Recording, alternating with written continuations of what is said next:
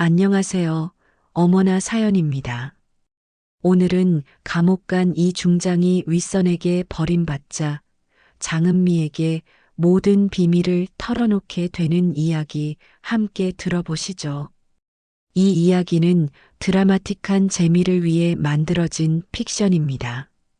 등장인물과 지명, 사건 전개는 모두 창작이며 실존 인물이나 단체와는 무관합니다. 시작하기 전에 구독과 좋아요 부탁드릴게요.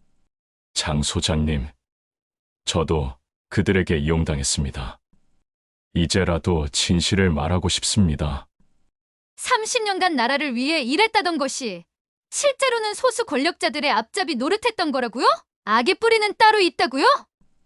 그 남자는 같은 시각 자신을 버린 권력자들의 살인 지시를 녹음하고 있었습니다. 2025년 8월 서울구치소. 이 중장은 징역 15년을 선고받고 복역한 지 벌써 9개월째였습니다. 처음에는 곧 구명되어 나올 것이라고 확신했었어요. 30년간 함께 일해온 윗선들이 가만히 있을 리 없다고 생각했거든요. 하지만 현실은 달랐습니다. 이 중장님, 오늘도 면회 오신 분이 없으시네요. 교도관이 차가운 목소리로 말했습니다. 이 중장은 매주 화요일과 금요일을 기다렸지만 한 번도 면회 온 사람이 없었어요. 변호사조차 한 달째 연락이 끊어진 상태였습니다. 감방에서 혼자 앉아 있는 이 중장은 점점 현실을 깨달아가고 있었어요.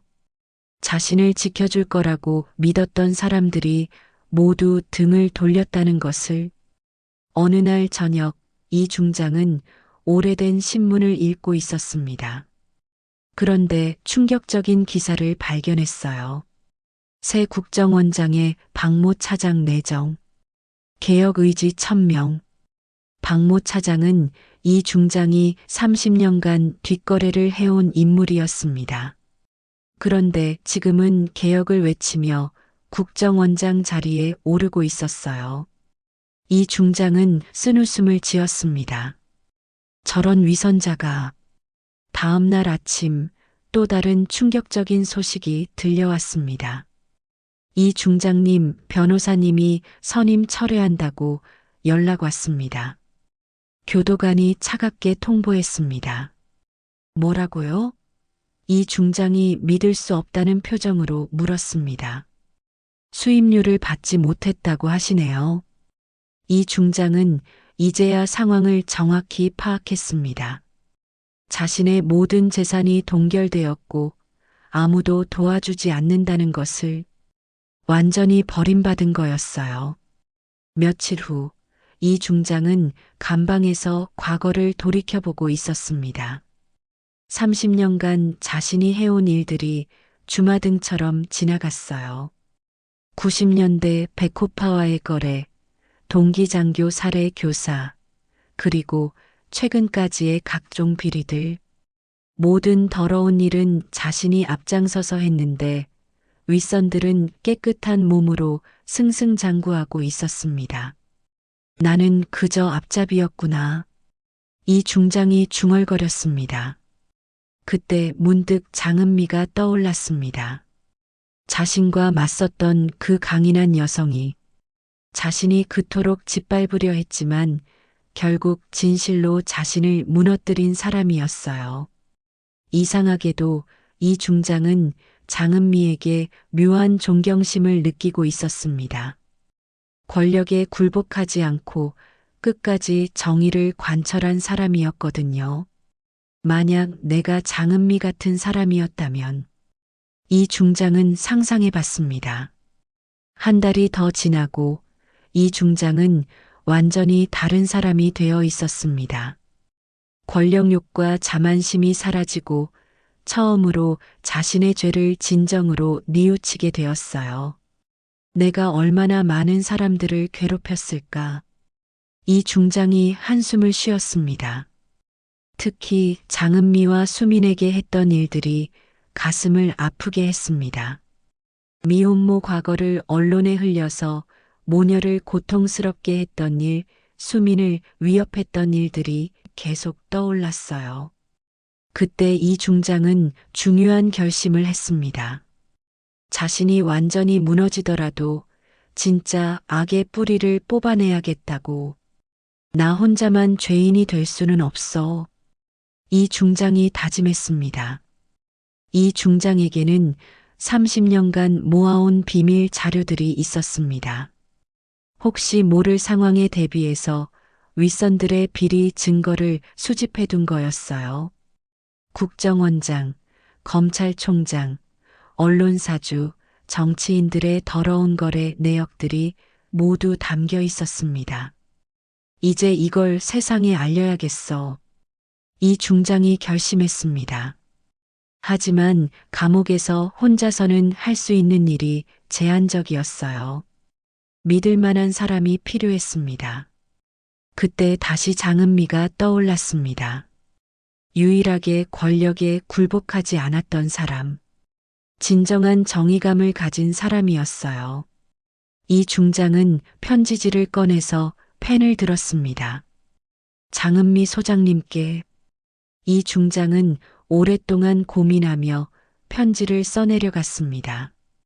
자신의 잘못을 인정하고 진실을 알리고 싶다는 내용이었어요. 하지만 편지에는 구체적인 내용을 쓸 수 없었습니다. 감옥에서 보내는 편지는 모두 검열을 받았거든요.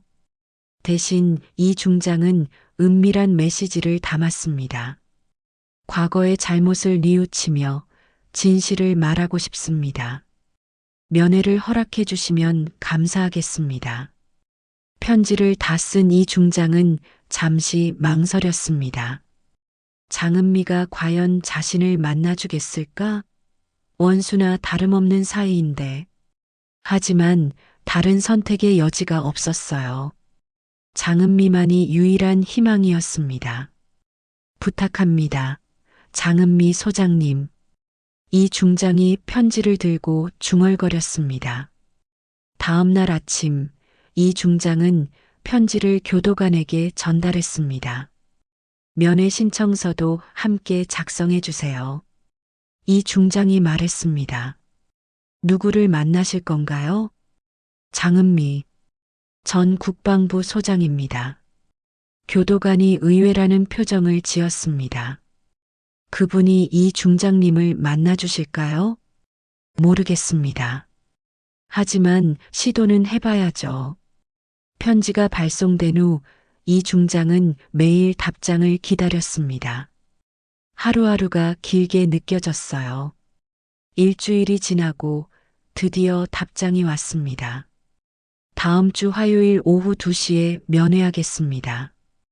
짧은 답장이었지만 이 중장에게는 희망의 빛이었습니다. 고맙습니다. 장은미 소장님. 이 중장이 편지를 꼭 쥐며 말했습니다. 이제 진짜 중요한 순간이 다가오고 있었어요. 30년간 숨겨온 진실을 털어놓을 때가 온 거였습니다. 면회일을 며칠 앞두고 이 중장은 감방에서 자신의 인생을 되돌아보고 있었습니다.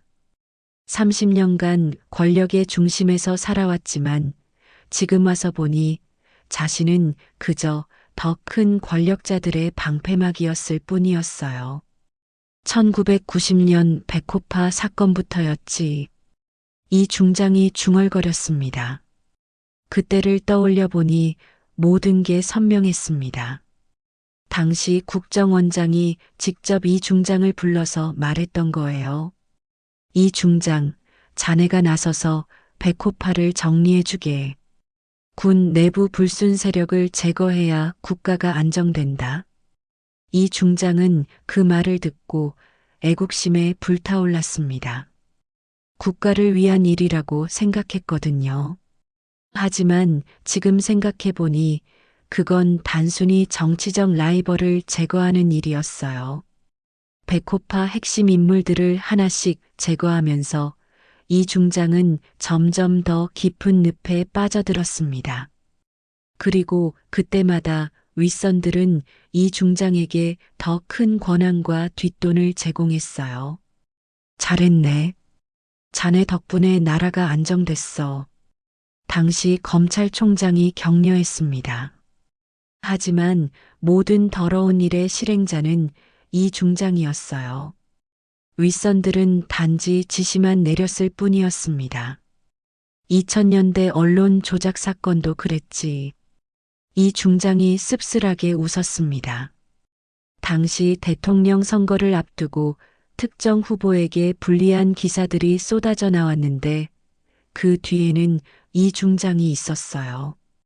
각 언론사 사주들에게 압력을 가하고 기자들을 매수하는 일을 직접 처리했습니다. 이것도 국가를 위한 일이야. 잘못된 사람이 대통령이 되면 나라가 망한다고. 당시 국정원장이 이 중장을 설득했습니다. 이 중장은 그 말을 믿었어요. 하지만 결국 그건 특정 세력의 이익을 위한 일이었습니다. 그리고 언론 조작의 모든 증거와 책임은 이 중장이 혼자 떠안았어요. 2010년대 사법부 로비 사건까지 이 중장이 한숨을 쉬었습니다. 대법관 임명에 개입하고 주요 재판의 결과를 조작하는 일까지 이 중장이 담당했어요. 판사들에게 뒷돈을 전달하고 때로는 협박도 서슴지 않았습니다. 그때마다 윗선들은 말했어요. 이 중장, 자네는 정말 나라의 기둥이야. 자네가 아니면 이 나라 정의가 무너진다고. 하지만 그들이 말하는 정의는 결국 그들만의 정의였습니다. 진짜 정의는 그들이 짓밟고 있었어요. 이 중장은 감방벽에 머리를 기댔습니다. 나는 정말 바보였구나. 30년간 자신이 국가를 위해 일한다고 착각했던 거였어요. 실제로는 소수 권력자들의 앞잡이 노릇만 했던 것입니다. 그리고 위기가 닥치자 그들은 이 중장을 가차없이 버렸습니다. 박 차장이 국정원장이 되는 걸 보니까 확실해졌어. 이 중장이 쓴웃음을 지었습니다. 박 차장은 이 중장과 함께 수많은 더러운 일을 했던 사람이에요. 하지만 지금은 개혁을 외치며 최고 자리에 올랐습니다. 이 중장은 완전히 매장당한 채로요. 그때 이 중장은 중요한 것을 떠올렸습니다. 자신만의 보험이 있다는 것을.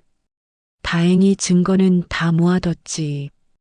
혹시 모를 일을 대비해 철저히 준비한 것이 헛되지는 않겠군. 이 중장이 씁쓸한 미소를 지었습니다. 이 중장은 30년간 혹시 모를 상황에 대비해서 모든 거래의 증거를 수집해 왔어요. 녹음 파일, 사진, 문서, 계좌 내역까지. 윗선들의 모든 비리가 담긴 자료들이었습니다. 처음에는 단순히 자기 방어용이었어요. 하지만 지금은 그 자료들이 진실을 알리는 열쇠가 될 수 있었습니다. 춘천 북한강 철교 밑에 다 숨겨뒀으니까. 그리고 여기저기 한 곳만 잘 찾으면 될 테니. 이 중장이 중얼거렸습니다. 그곳은 이 중장만 아는 비밀 장소였어요. 철교 아래 세 번째 교각 근처 땅에서 2미터 지점에 방수포로 싼 상자를 묻어뒀습니다. 그 안에는 30년간의 모든 증거가 들어 있었어요. 이제 이걸 세상에 알려야겠어. 이 중장이 결심했습니다. 하지만 감옥에서 혼자서는 불가능한 일이었어요. 믿을 만한 사람이 필요했습니다. 그리고 그 사람은 권력에 굴복하지 않는 사람이어야 했어요. 장은미 소장만이 할 수 있는 일이야. 이 중장이 확신했습니다. 장은미는 이 중장과 맞서면서 보여준 모습이 인상적이었어요. 어떤 압력에도 굴복하지 않고 끝까지 진실을 추구했습니다. 내가 그 사람을 그렇게 괴롭혔는데 도와줄까? 이 중장이 걱정했습니다. 하지만 다른 선택의 여지가 없었어요. 장은미만이 유일한 희망이었습니다. 이 중장은 면회 때 어떻게 말할지 머릿속으로 계속 연습했습니다. 30년간의 죄악을 어떻게 설명할지, 그리고 어떻게 도움을 요청할지. 면회실에서는 직접적으로 말할 수 없어. 이 중장이 고민했습니다. 면회실은 모든 대화가 녹음되고 감시를 받았거든요. 구체적인 내용을 말하면 윗선들이 먼저 증거를 없애버릴 수도 있었어요. 은밀하게 알려줘야겠어. 이 중장이 방법을 생각했습니다. 며칠 후 드디어 면회일이 다가왔습니다. 이 중장은 처음으로 긴장감을 느꼈어요. 30년간 권력의 정점에서 살았지만 지금처럼 간절한 적은 없었습니다. 장은미 소장님이 과연 내 말을 믿어줄까? 이 중장이 불안해했습니다. 하지만 이제 돌이킬 수 없었어요. 마지막 희망을 걸고 진실을 말해야 할 때였습니다. 면회 시간이 다가오면서 이 중장의 마음은 더욱 간절해졌습니다. 30년간 쌓아온 죄악을 씻어내고 진짜 악의 뿌리를 뽑아낼 수 있는 마지막 기회였거든요. 화요일 오후 1시 40분 서울구치소 면회실. 이 중장은 30분 전부터 면회실에서 기다리고 있었습니다. 손바닥에 땀이 날 정도로 긴장되었어요. 30년간 권력의 정점에서 살았지만 지금처럼 간절한 적은 없었거든요. 오후 2시 정각, 면회실 문이 열리며 장은미가 들어왔습니다. 안녕하세요, 장은미 소장님. 이 중장이 조심스럽게 인사했습니다. 장은미는 차가운 표정으로 이 중장을 바라봤어요. 왜 저를 부르셨나요? 먼저, 죄송합니다. 이 중장이 고개를 숙였습니다. 소장님과 수민양에게 너무 큰 상처를 드렸습니다.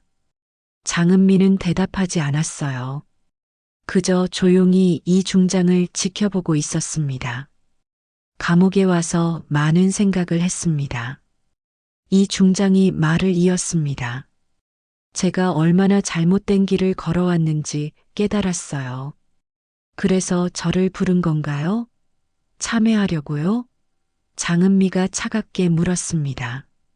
그것도 있지만 이 중장이 주위를 살펴보며 목소리를 낮췄습니다. 더 중요한 이야기가 있습니다. 이 중장은 면회실 구석에 CCTV를 의식하며 조심스럽게 말했어요. 제가 30년간 해온 일들, 그 뒤에는 더 큰 악이 있었습니다. 장은미의 눈빛이 조금 변했습니다. 무슨 말씀이세요? 저는 그저 앞잡이였어요. 이 중장이 쓴웃음을 지었습니다. 진짜 악의 뿌리는 따로 있습니다.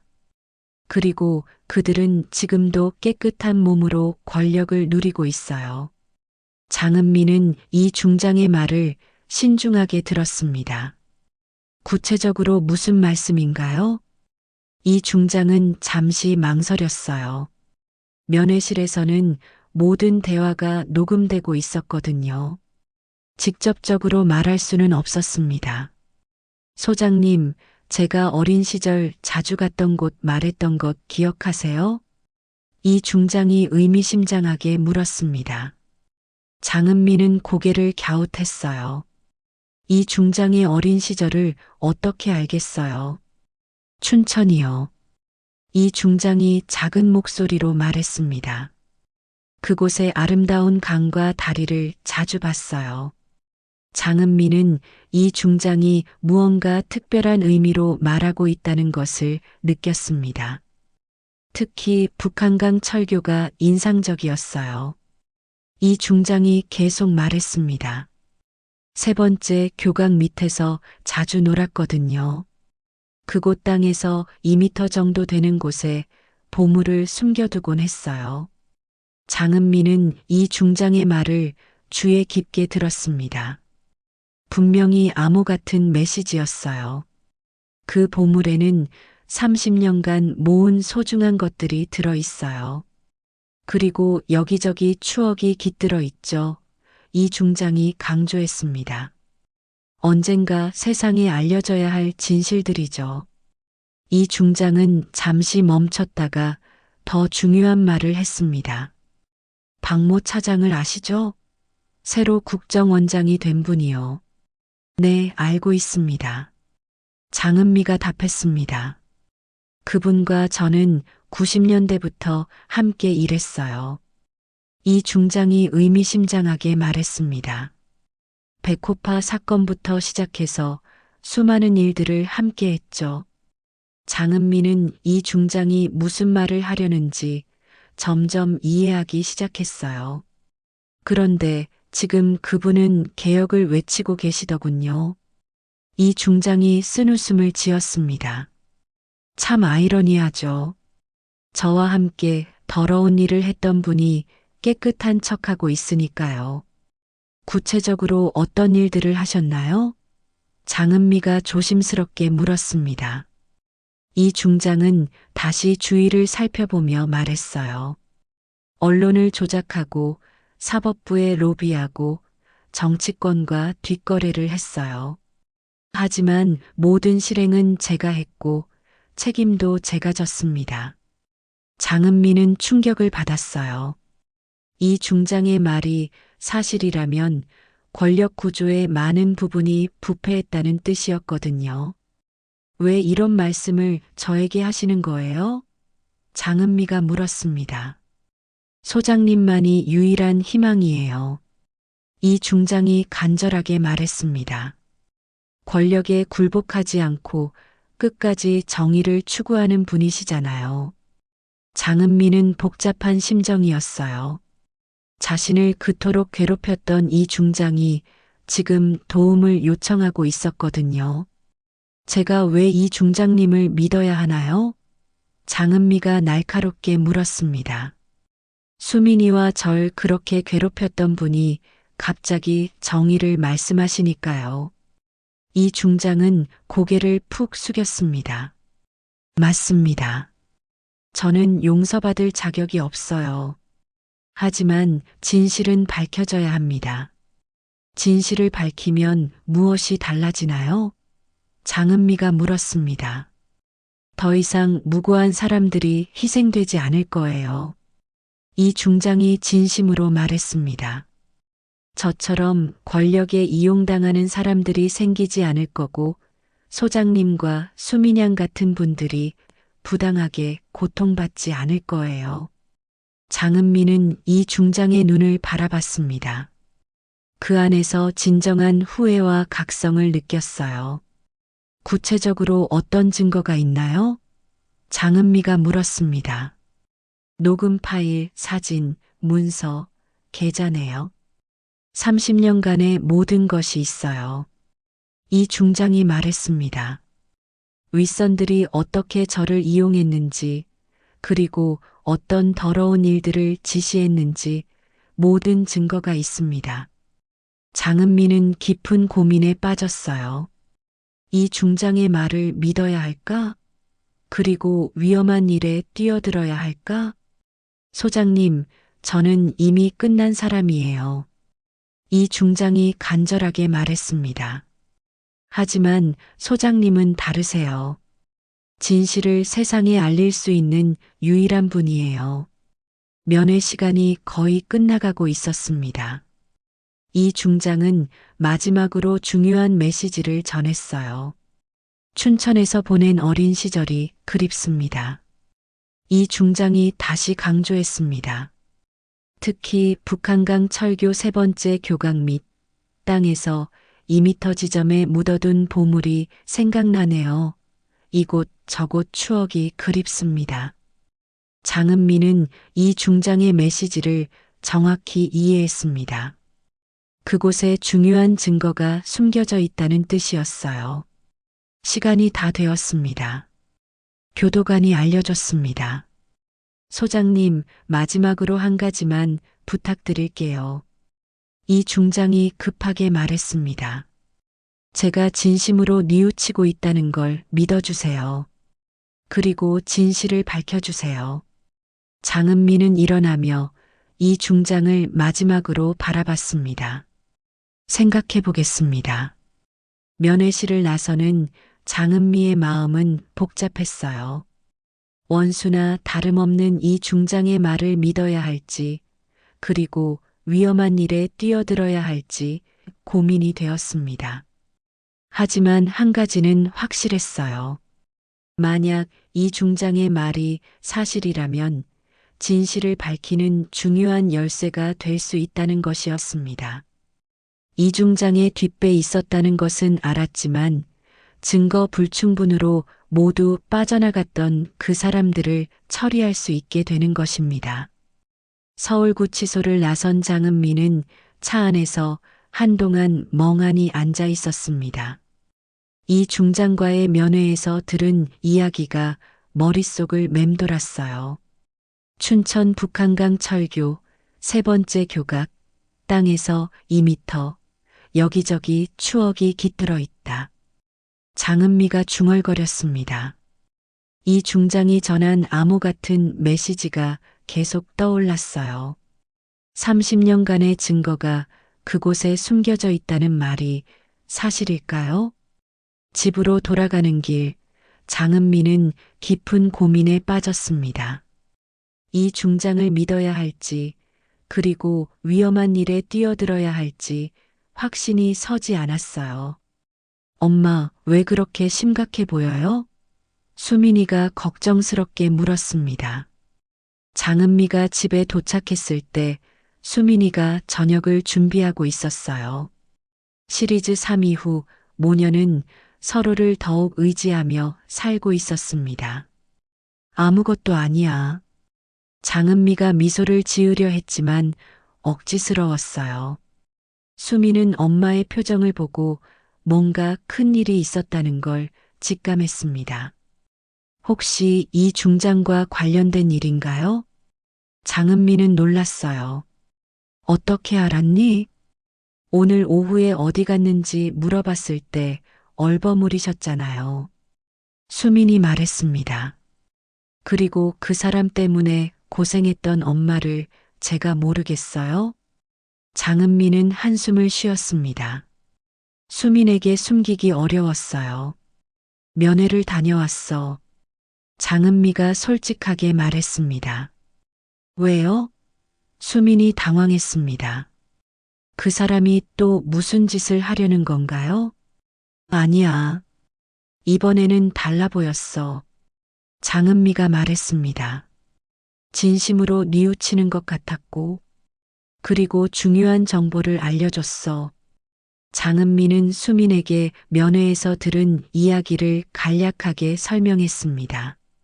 이 중장이 더 큰 권력자들의 희생양이었다는 것, 그리고 30년간의 증거를 숨겨뒀다는 것을요.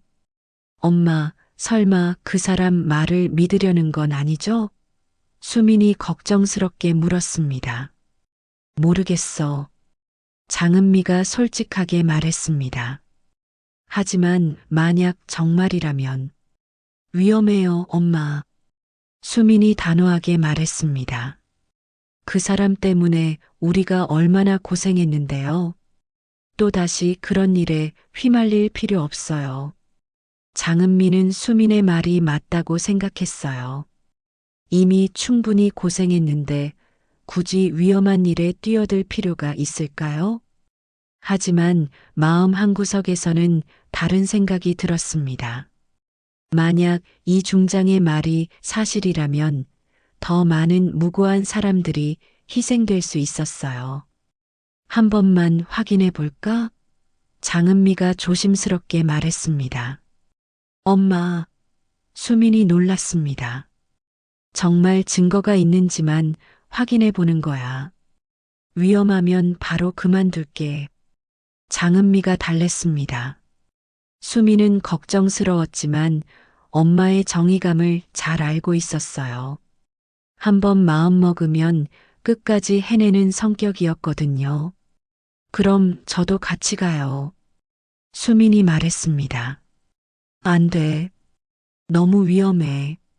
장은미가 단호하게 거절했습니다. 엄마 혼자 보내는 것보다는 함께 가는 게 나아요. 수민이 고집했습니다. 시리즈 3에서도 우리가 함께 이겨냈잖아요. 장은미는 고민했지만 결국 수민의 말에 동의했습니다. 혼자 가기에는 너무 불안했거든요. 다음 날 아침 모녀는 춘천으로 향했습니다. 차 안에서 장은미는 계속 고민했어요. 정말 이게 맞는 걸까? 장은미가 중얼거렸습니다. 엄마 가보기로 한 이상 우리 후회하지 말아요. 수민이 말했습니다. 진실을 밝히는 게 엄마다운 일이에요.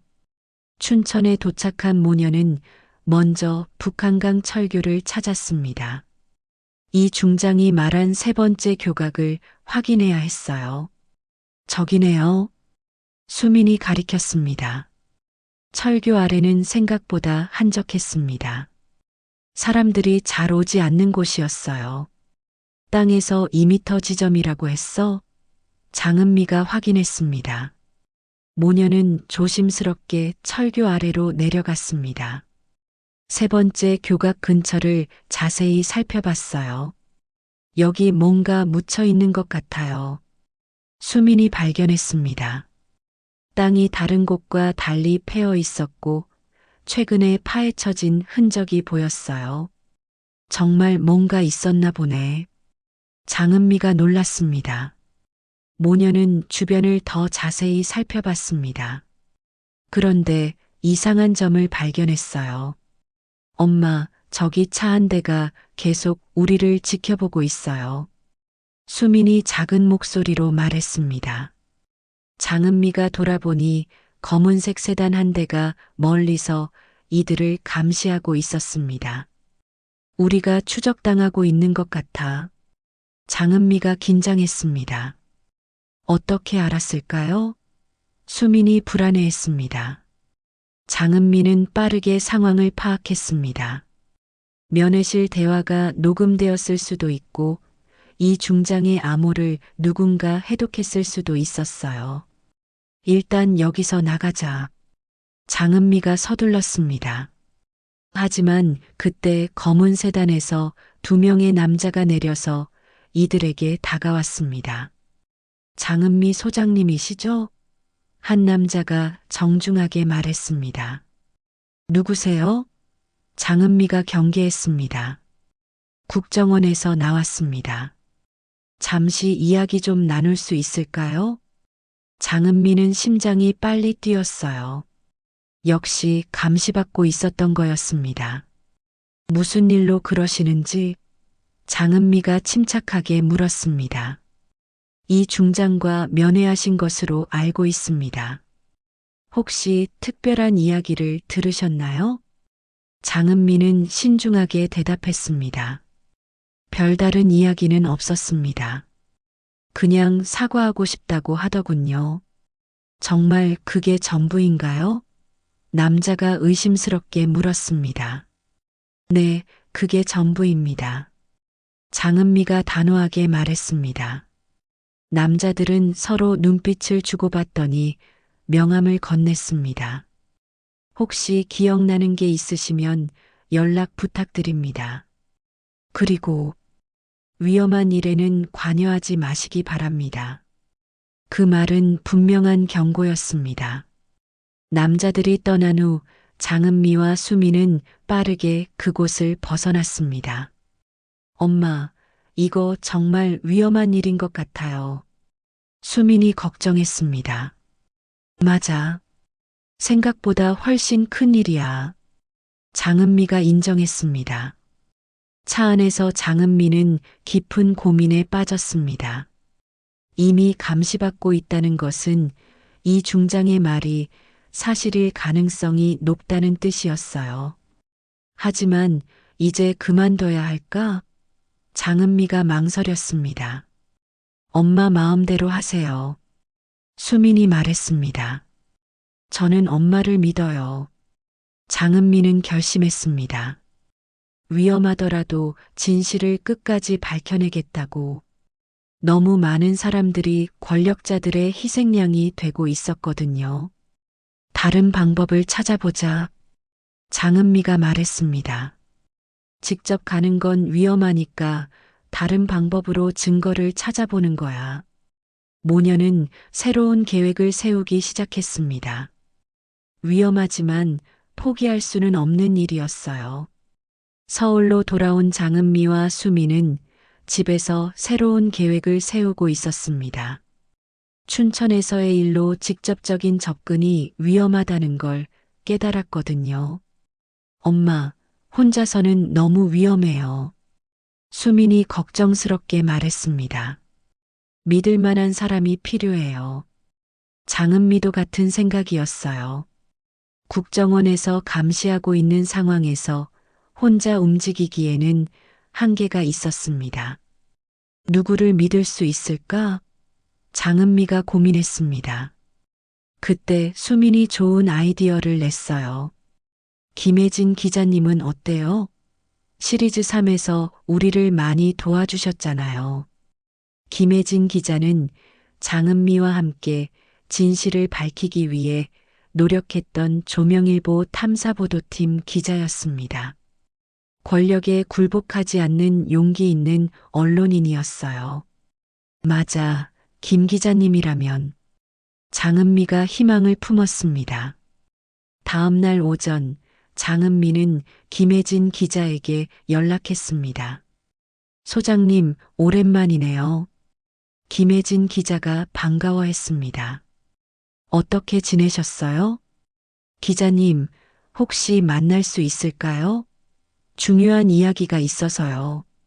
장은미가 조심스럽게 말했습니다.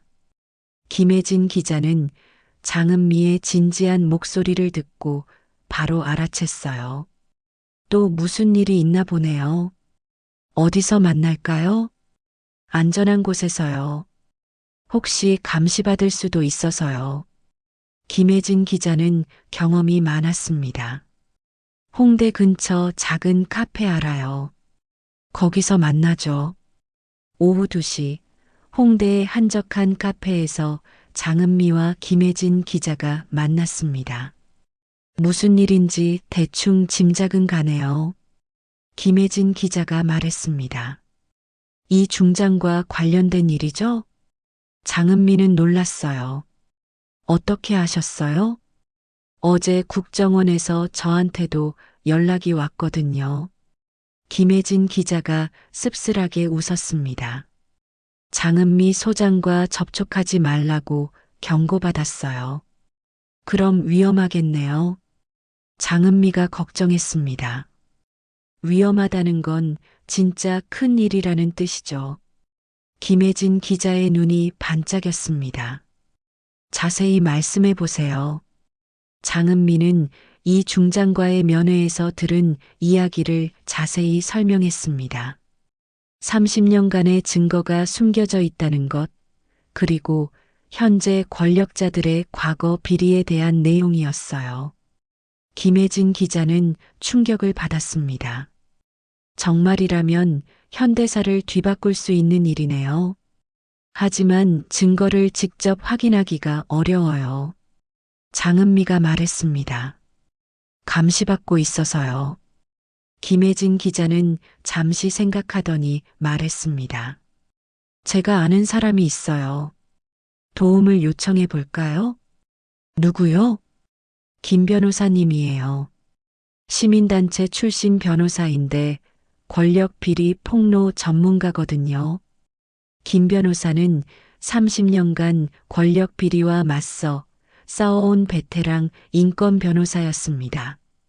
수많은 정치권 스캔들을 폭로해왔던 사람이었어요. 믿을 만한 분인가요?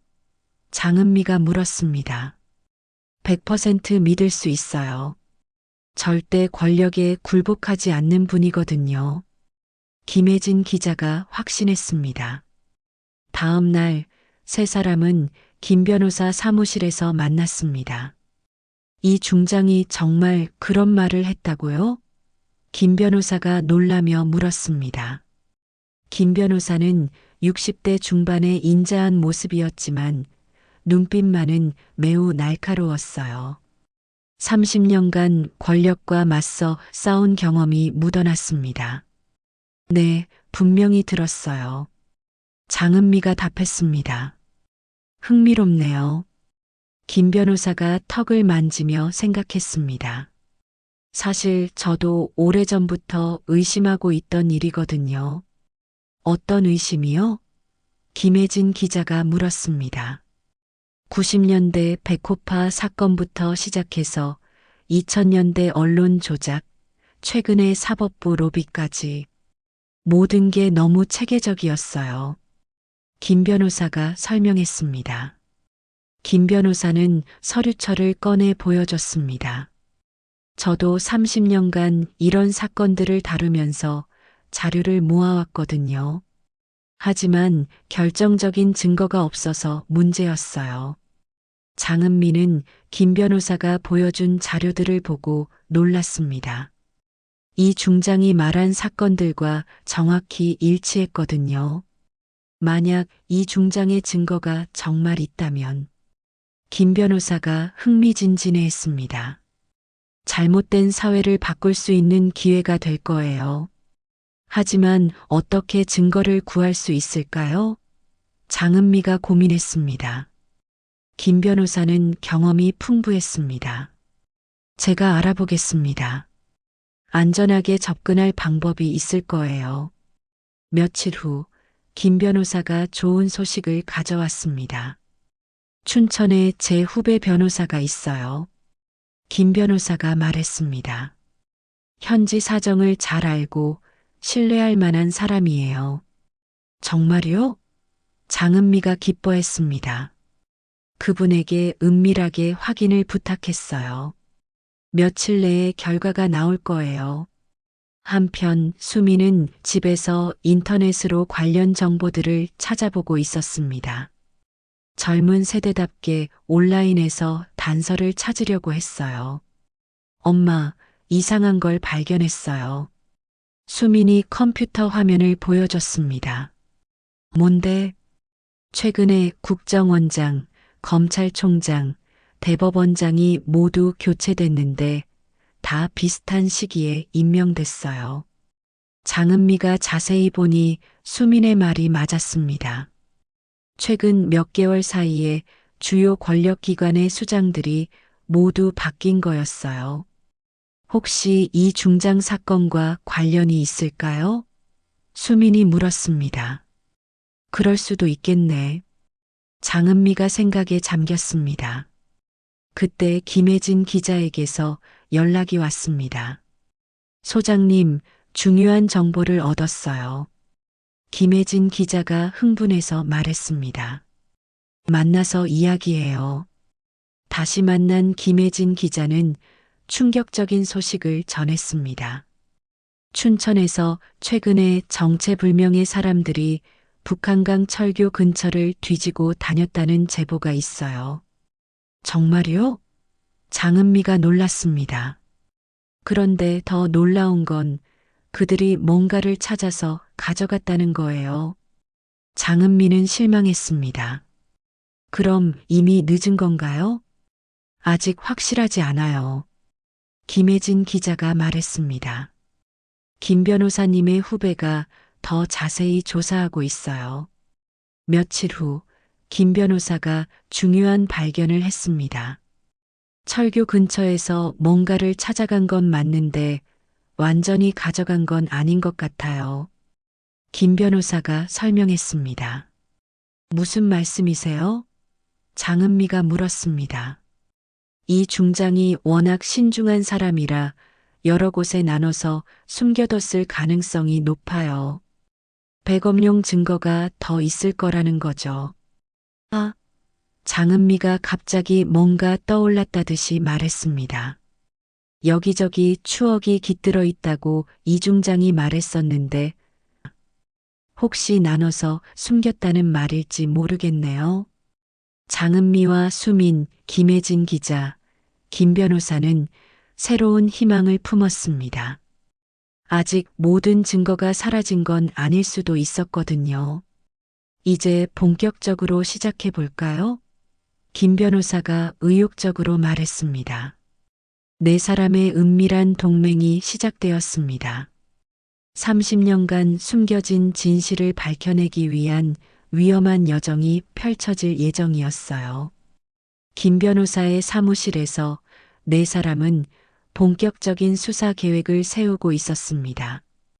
이 중장이 30년간 모은 증거를 찾기 위해서는 체계적인 접근이 필요했어요. 먼저 이 중장의 행적을 파악해 봅시다. 김 변호사가 말했습니다. 30년간 어디서 활동했는지, 어떤 장소들을 자주 이용했는지 알아야 해요. 김혜진 기자가 노트북을 열었습니다. 제가 조명일보 자료실에서 관련 기사들을 모아봤어요. 화면에는 이 중장과 관련된 수십 개의 기사가 나타났습니다. 90년대부터 최근까지의 모든 활동이 정리되어 있었어요. 여기 보세요. 수민이 화면을 가리켰습니다. 이 중장이 자주 언급되는 장소들이 있어요. 기사들을 분석해 보니 몇 가지 패턴이 보였습니다. 이 중장이 중요한 일을 처리할 때마다 특정 장소들이 반복적으로 나타났어요. 서울 용산구의 한 고급 호텔, 부산 해운대의 콘도, 그리고 제주도의 별장. 김혜진 기자가 정리했습니다. 장은미는 흥미롭게 들었습니다. 춘천 외에도 다른 곳에 숨겨뒀을 가능성이 있다는 거네요. 맞습니다. 김 변호사가 동의했습니다.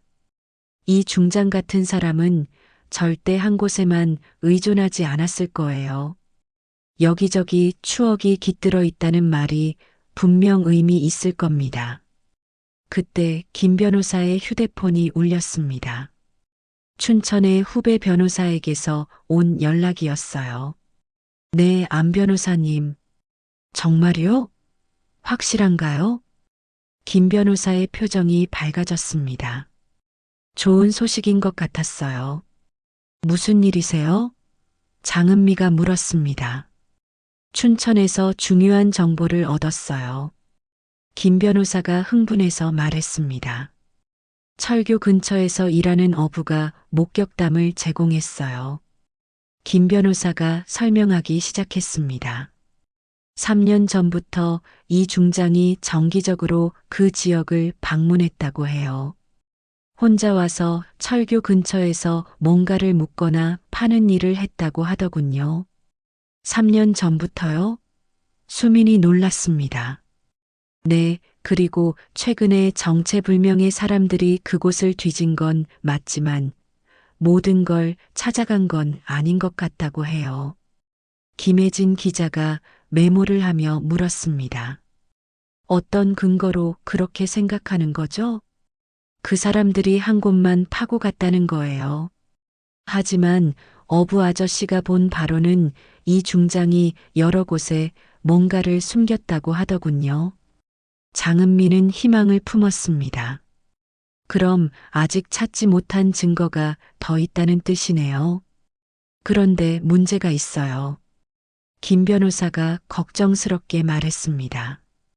그 지역에 계속 의심스러운 사람들이 나타나고 있대요. 우리가 가면 위험할 수 있어요. 네 사람은 새로운 전략을 세워야 했습니다. 직접 가는 것보다는 안전한 방법을 찾아야 했어요. 다른 장소들도 확인해 보는 게 어떨까요? 수민이 제안했습니다. 서울이나 부산, 제주도 말이에요. 김혜진 기자가 고개를 끄덕였습니다. 좋은 생각이에요. 서울부터 시작해 볼까요? 며칠 후 김혜진 기자가 중요한 발견을 했습니다. 용산구 호텔 관계자와 연락이 닿았어요. 김혜진 기자가 보고했습니다. 이 중장이 최근 몇 년간 정기적으로 그 호텔을 이용했다고 해요. 어떤 용도로요? 장은미가 물었습니다. 회의실을 대여해서 중요한 사람들과 만났다고 하더군요. 그런데 흥미로운 건 회의가 끝나면 혼자 호텔 지하 주차장에 오래 머물렀다는 거예요. 수미는 직감적으로 알았습니다. 지하 주차장에 뭔가 숨겨뒀을 수도 있겠네요.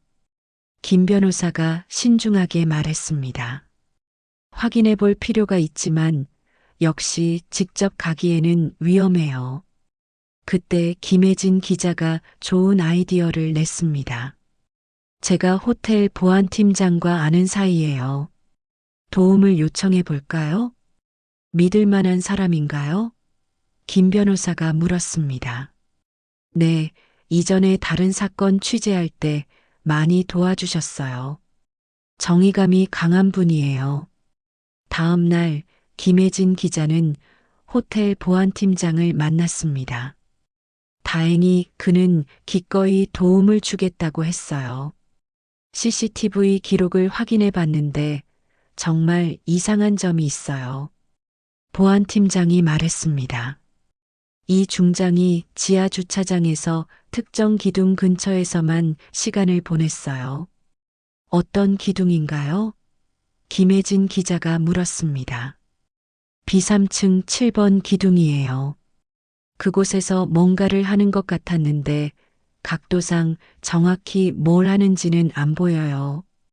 김혜진 기자는 즉시 다른 세 사람에게 연락했습니다. 중요한 단서를 찾았어요. 김혜진 기자가 흥분해서 말했습니다. 호텔에서 만난 네 사람은 보안팀장의 도움으로 B3층으로 내려갔습니다. 저기 7번 기둥이에요. 보안팀장이 가리켰습니다.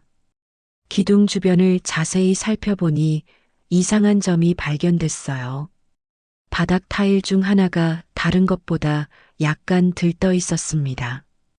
여기 뭔가 있는 것 같아요. 수민이 조심스럽게 타일을 들어 올렸습니다. 타일 아래에는 작은 금속 상자가 숨겨져 있었어요. 정말 있었네요. 장은미가 놀랐습니다.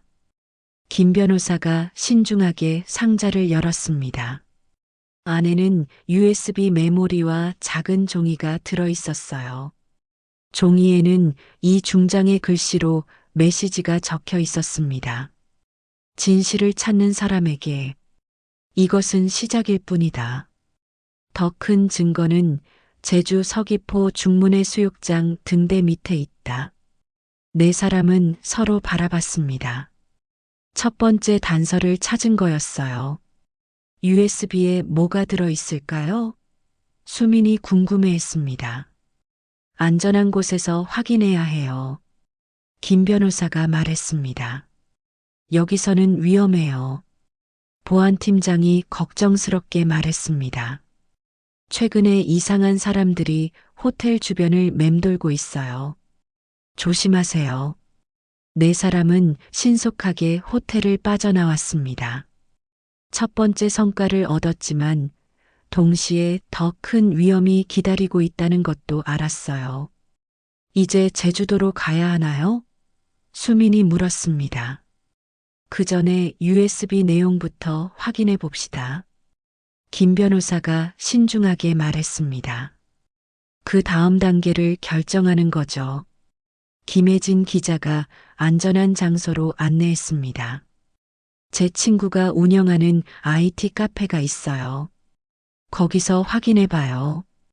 드디어 30년간 숨겨진 진실의 첫 번째 조각을 손에 넣었습니다. 하지만 이것은 시작일 뿐이었어요. 더 큰 진실이 제주도에서 기다리고 있었습니다. 네 사람의 모험은 이제 본격적으로 시작되었습니다. 위험하지만 포기할 수 없는 진실 찾기의 여정이었어요. 김혜진 기자의 친구가 운영하는 IT 카페는 홍대 뒷골목의 작은 건물 3층에 있었습니다. 24시간 운영되는 곳이라 밤늦게도 안전하게 USB를 확인할 수 있었어요. 여기는 완전히 안전해요. 김혜진 기자가 말했습니다. 사장님이 보안 전문가라 외부에서 해킹당할 걱정도 없어요. 네 사람은 구석진 자리에 앉아서 노트북을 켰습니다. 이 중장이 남긴 USB에 어떤 내용이 들어있을지 모두 긴장하고 있었어요. 제가 확인해 볼게요. 수민이 USB를 노트북에 꽂았습니다. 화면에 폴더 하나가 나타났습니다.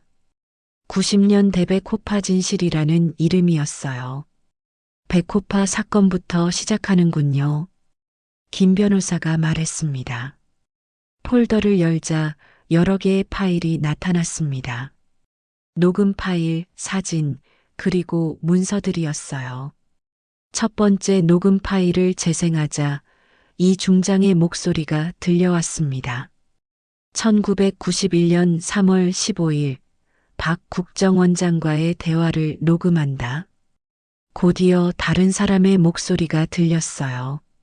현재 국정원장인 박모 차장의 젊은 시절 목소리였습니다. 이 대위 백호파 놈들을 완전히 제거해야 해. 군부의 불안 요소를 뿌리 뽑는 거야. 하지만 증거가 부족합니다. 무리하게 추진하면 증거는 만들면 돼. 자네가 그런 일에 능숙하잖아. 네 사람은 충격을 받았습니다. 30년 전부터 증거 조작이 계획적으로 이루어졌다는 뜻이었거든요. 녹음이 계속됐습니다. 김중령과 이소령은 어떻게 처리할까요? 이 중장이 물었습니다. 사고사로 만들어. 깔끔하게. 사고사요? 자네가 알아서 해. 나는 모르는 일이야. 장은미는 소름이 돋았습니다. 동기 장교들을 살해하라는 직접적인 지시였어요. 이건 살인 교사잖아요. 수민이 떨리는 목소리로 말했습니다. 김 변호사가 심각한 표정으로 말했습니다. 30년 전 사건의 진실이 드러나는 순간이에요. 다음 파일은 사진들이었습니다. 비밀 회동 장면들과 돈거래 현장이 찍혀 있었어요. 한 사진에는 현재 검찰총장인 최모 씨의 젊은 모습이 보였습니다. 이 중장으로부터 돈봉투를 받는 장면이었어요. 검찰총장까지. 김혜진 기자가 메모하며 말했습니다. 또 다른 사진에는 유명한 언론사 사주가 나와 있었습니다. 이 중장과 함께 회식하는 모습이었어요. 문서 파일들도 충격적이었습니다. 언론 조작 계획서, 판사 매수 리스트, 그리고 정치권 로비 자금 내역까지 상세하게 기록되어 있었어요. 이거 하나만으로도 많은 사람들이 무너질 수 있겠는데요. 수민이 놀라며 말했습니다. 김 변호사는 신중했습니다. 하지만 이것만으로는 부족해요. 더 결정적인 증거가 필요합니다. 그때 폴더 맨 아래에서 중요한 파일을 발견했습니다. 제주도 최종 증거 위치라는 텍스트 파일이었어요. 파일을 열자 이 중장의 메시지가 나타났습니다. 이 USB를 보고 있다면 당신은 진실을 찾는 사람일 것이다. 하지만 이것은 빙산의 일각에 불과하다. 진짜 결정적인 증거는 제주도 서귀포 중문해 수욕장 등대에서 정남쪽으로 100m 지점 바위 밑에 숨겨져 있다. 그곳에는 2000년대 이후의 모든 증거와 최근까지의 녹음 파일들이 있다. 특히 현재 권력자들의 직접적인 범죄 증거들이 담겨 있다. 조심하라. 그들은 이미 당신을 감시하고 있을 것이다. 네 사람은 서로 바라봤습니다. 정말 중요한 증거가 제주도에 있다는 것을 확인한 거였어요. 제주도에 가야겠네요. 장은미가 결심을 내렸습니다. 위험할 거예요. 김 변호사가 걱정했습니다. 이미 감시받고 있는 상황인데 김혜진 기자가 제안했습니다. 저희가 나눠서 가는 게 어떨까요? 한 번에 모두 가면 눈에 띌 수 있어요. 좋은 생각이에요. 수민이 동의했습니다. 계획을 세우던 중 갑자기 카페 밖에서 소음이 들렸습니다. 차량 여러 대가 건물 앞에 멈춰선 소리였어요. 뭔가 이상해요. 김혜진 기자가 창문으로 내려다봤습니다. 아래에는 검은색 SUV 세대가 줄지어 서 있었고 정장을 입은 남자들이 건물로 들어가고 있었습니다. 우리를 찾아온 것 같아요. 수민이 당황했습니다. 김 변호사가 재빠르게 USB를 뽑았습니다. 즉시 피해야 해요. 카페 사장이 다가와서 말했습니다. 뒷문으로 나가세요. 급한 일 있으시면 언제든 연락하세요. 네 사람은 뒷문으로 급히 빠져나갔습니다. 건물 뒤편 골목에는 다행히 아무도 없었어요. 어떻게 우리 위치를 알았을까요? 수민이 숨을 고르며 물었습니다. 김혜진 기자가 생각해 보더니 말했습니다. 휴대폰 추적당했을 수도 있어요. 김 변호사가 지시했습니다. 일단 흩어져서 안전한 곳으로 피하고 내일 다시 만나요. 장은미와 수미는 택시를 타고 집으로 향했습니다. 차 안에서도 계속 뒤를 돌아봤어요. 엄마, 정말 위험한 일이네요. 수민이 걱정했습니다. 하지만 포기할 수는 없어. 장은미가 단호하게 말했습니다. 이제 진실이 눈앞에 있는데 집에 도착한 후에도 두 사람은 불안했습니다. 혹시 집까지 감시받고 있을까봐 걱정되었거든요. 내일부터는 더 조심해야겠어요. 수민이 말했습니다. 그날 밤 장은미는 잠을 이루지 못했습니다. USB에서 본 충격적인 내용들이 계속 떠올랐어요. 30년간 권력자들이 어떻게 나라를 농단했는지, 그리고 얼마나 많은 사람들이 희생되었는지 알게 되었습니다. 반드시 진실을 밝혀내야 해. 장은미가 다짐했습니다.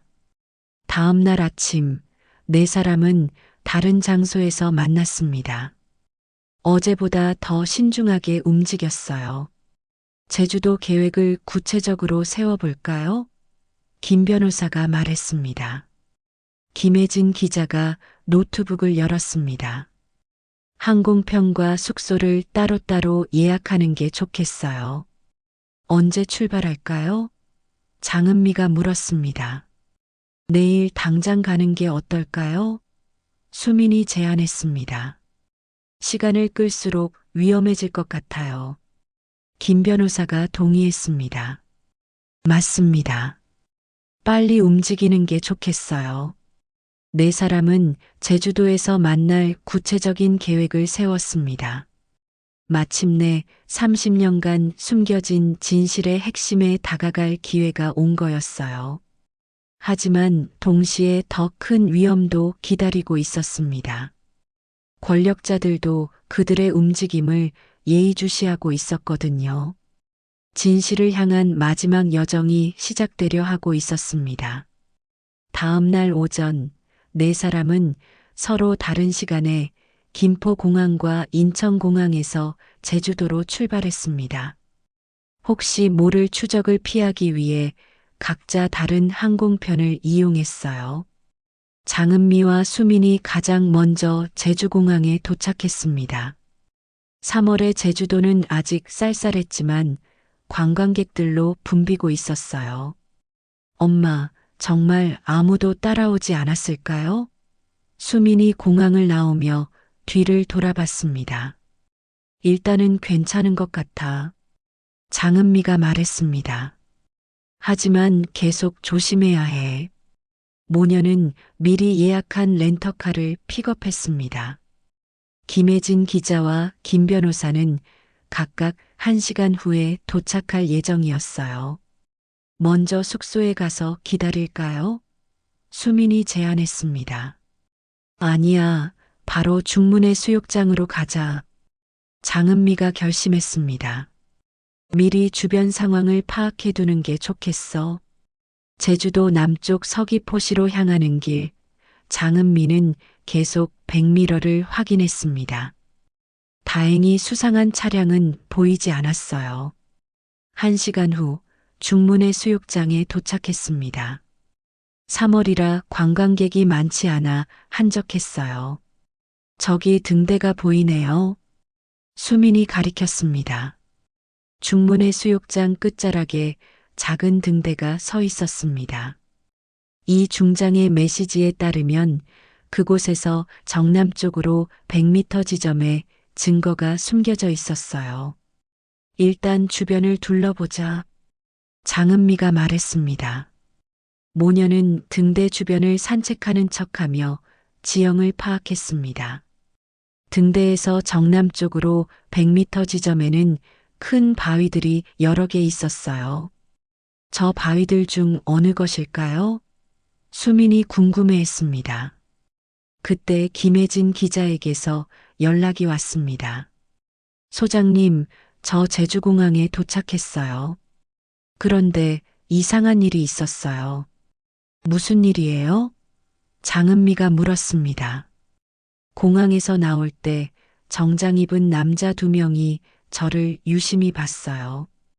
확실하지 않지만 감시받는 것 같아요. 장은미는 긴장했습니다. 조심히 오세요. 우리는 중문의 수욕장에 있어요. 1시간 후 김혜진 기자가 도착했습니다. 뒤이어 김 변호사도 왔어요. 혹시 따라온 사람은 없었나요? 김 변호사가 물었습니다. 일단은 괜찮은 것 같아요. 김혜진 기자가 답했습니다. 4사람은 등대 근처 카페에서 만나 구체적인 계획을 세웠습니다. 등대에서 정남쪽으로 100m면 김 변호사가 지도를 보며 계산했습니다. 저 바위들 지역이네요. 언제 찾아볼까요? 수민이 물었습니다. 김혜진 기자가 주변을 살펴보며 말했습니다. 지금은 사람들이 너무 많아요. 저녁 늦게 가는 게 좋겠어요. 그때까지 숙소에서 기다리죠. 장은미가 제안했습니다. 저녁 9시 4사람은 다시 중문의 수욕장으로 갔습니다. 어둠이 내린 바닷가는 한적했어요. 손전등 준비됐죠? 김 변호사가 확인했습니다. 등대에서 정남쪽으로 걸어가며 거리를 재었습니다. 정확히 100m 지점에는 큰 바위 3개가 삼각형 모양으로 배치되어 있었어요. 어느 바위일까요? 수민이 물었습니다. 김혜진 기자가 각 바위를 자세히 살펴봤습니다. 여기 이상한 표시가 있어요. 가운데 바위에 작은 십자 표시가 새겨져 있었습니다. 자연스럽게 생긴 게 아니라 인위적으로 만든 것 같았어요. 이거네요. 장은미가 확신했습니다. 바위 밑을 파보니 방수포로 쌓인 상자가 나왔습니다. 이 중장이 숨겨둔 진짜 증거였어요. 드디어 찾았네요. 김 변호사가 감격했습니다. 하지만 그때 갑자기 강한 손전등 불빛이 이들을 비췄습니다. 거기 뭐 하는 거예요? 검은 정장을 입은 남자 3명이 다가오고 있었습니다. 서울에서 봤던 국정원 요원들과 비슷한 모습이었어요. 그냥 산책 중이에요. 장은미가 침착하게 답했습니다. 산책을 하면서 땅을 파신다고요? 한 남자가 의심스럽게 물었습니다. 김 변호사가 앞으로 나섰습니다. 저는 변호사인데 민원 때문에 현장 조사를 하고 있습니다. 무슨 민원이죠? 환경오염 관련 민원이에요. 이 지역에 폐기물이 묻혀 있다는 신고가 있어서요. 남자들은 서로 눈빛을 주고받았습니다. 뭔가 의심스럽다는 표정이었어요. 신분증 좀 보여주세요. 한 남자가 요구했습니다. 네 사람이 신분증을 보여주는 동안 수미는 몰래 상자를 가방에 넣었습니다. 김 변호사님이네요. 남자가 신분증을 확인했습니다. 유명한 분이시네요. 감사합니다. 김 변호사가 정중하게 답했습니다. 그런데 밤늦게 이런 조사를 하시는 게 좀 이상하지 않나요? 김혜진 기자가 기지를 발휘했습니다.